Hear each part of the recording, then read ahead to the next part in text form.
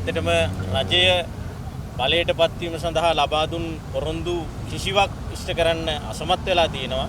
දැන් පොරොන්දු ඉටු නොකරනවා පමණක් නෙමෙයි ඒ පොරොන්දු මතක් කරන ඒ ඉල්ලීම් කරන අයට පහර දෙන්න පීඩාවට ලක් කරන්න ඒ වගේම ඔවුන් මැරෙනවා නම් මැරුණට කමක් නැහැ කියන තත්ත්වයට පත් වෙලා ඉන්නවා. මෙතරම් අසංවේදී පිරිසක් මං හිතන්නේ මේ රටේ කවදාවත් බලයටපත් වුණා කියලා.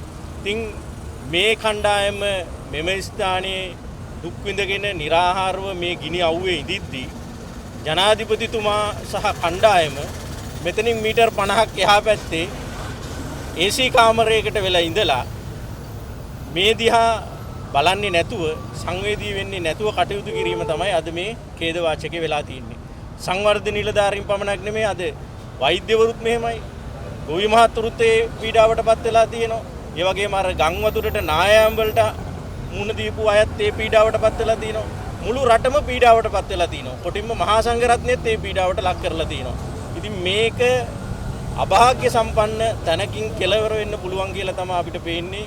මේ සංවේදී බව නැතුව දිගටම කටයුතු කරොත් මීට වසර 2-3කට ඉස්සෙල්ලා මේ ස්ථානයේදීම ඒ ආරම්භ කරපු වැඩපිළිවෙලක් නිසා විශේෂයෙන්ම විදේශය වල ආධාර මත ආරම්භ කරපු වැඩපිළිවෙලක් නිසා එවකට රජයට හෙදර යන්න සිද්ධ වුණා.